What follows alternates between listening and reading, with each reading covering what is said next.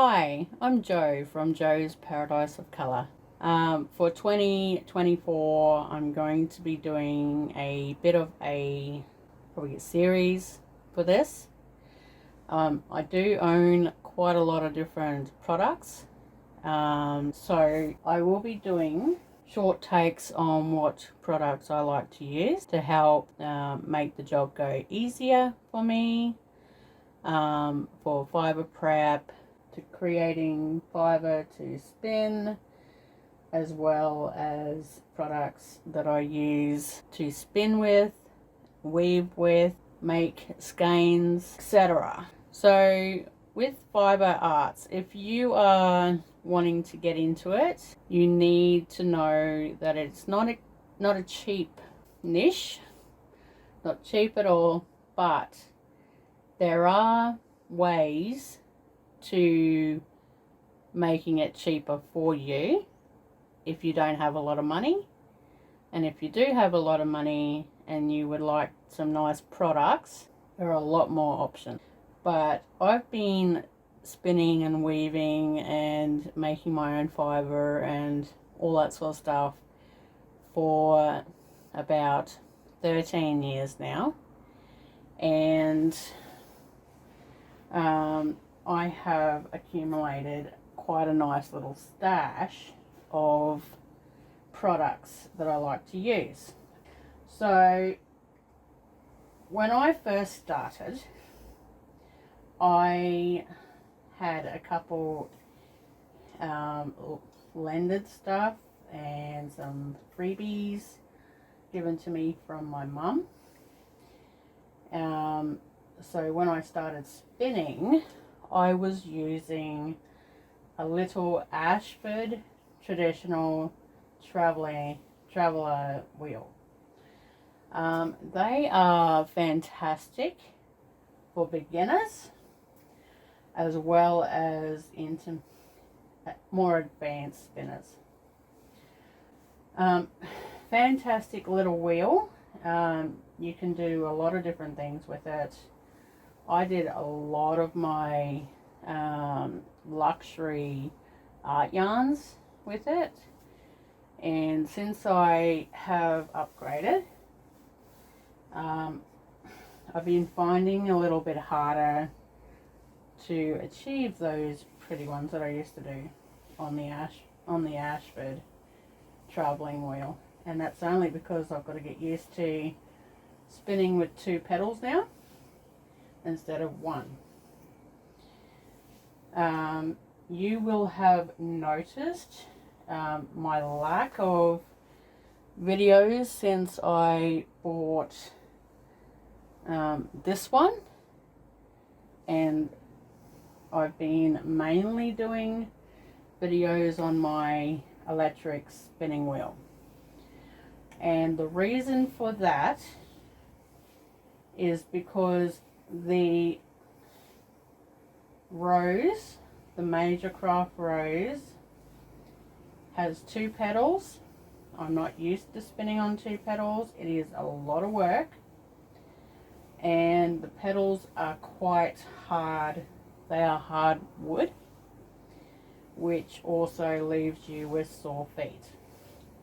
Anyway, so what I'm using here is my new yarn skeiner, and I can tell you, compared to my old one, it is so much easier to skein yarn now, and it doesn't fall off and go everywhere. These are a little bit more expensive than the other ones. The other ones I have, it's a Kromsky. This one makes up my minis. The design, though, it is pretty to look at, but it's extremely hard to keep the yarn on it without slipping off. If it had 2 sides like this on both sides, then that would make it a little bit easier for skeining. You just have to keep your finger on the top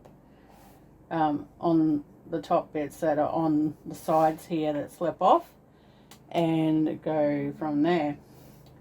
but it's a good little size and it makes a nice little mini skein.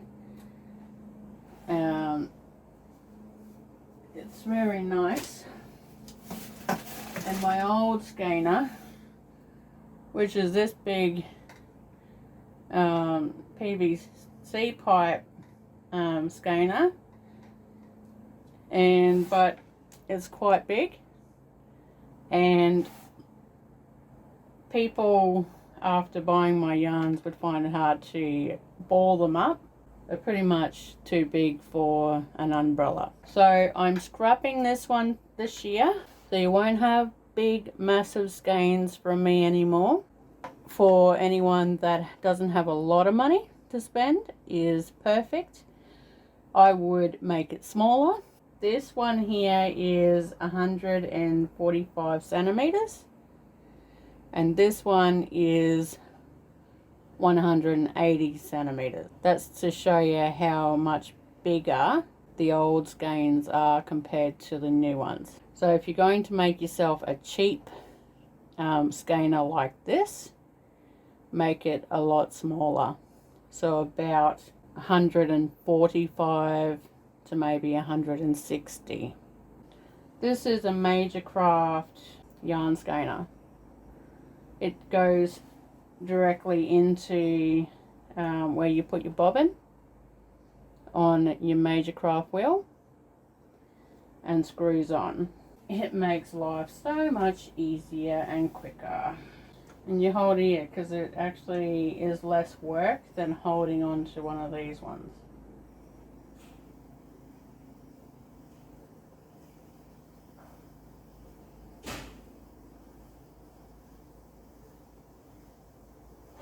You can use the pedal if you want, but I find it spins way too fast.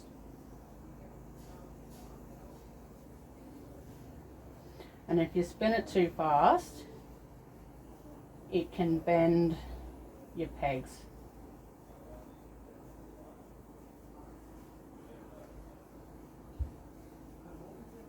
So I'm going 100 gram skeins.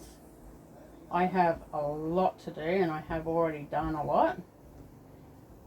I've got about 4.9 kilos worth of yarn to do for these sock yarns, and I've done this much so far.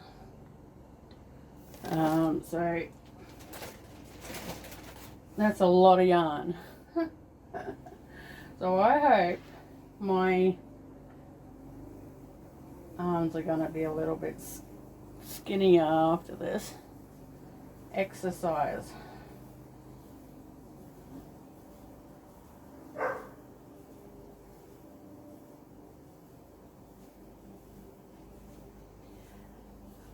I'm going to do little videos for every product that I have, product type, and put them in a playlist under my products, or under a title like my preferred products or something like that. And then every week I will put out a video showing what I decided to get, and talk about what I started with to what I have now. So I have my big cone of yarn on the bottom, on the ground, sitting on top of scales.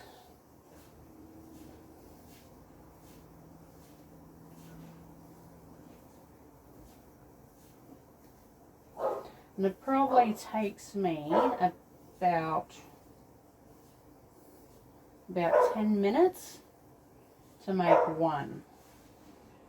That is a lot quicker than it used to take.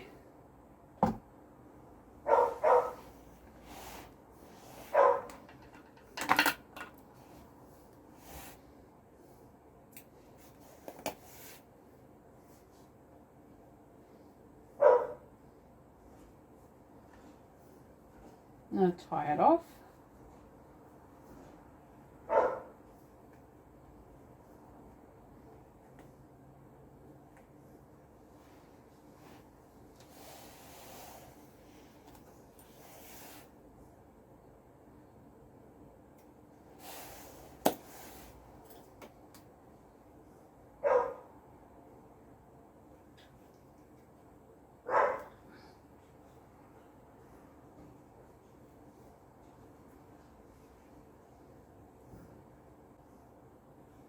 Like so.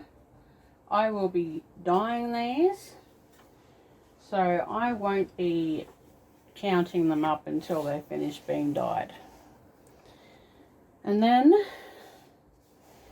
you just twist on one side, twist on the other, twist again, and have it wrap around itself.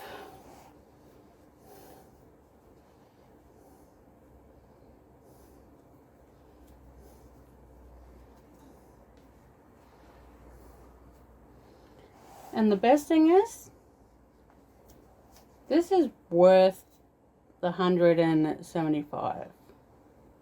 This is worth it. I was a little about it. For many years, I did it the other way. And do you know how many times I lost one of these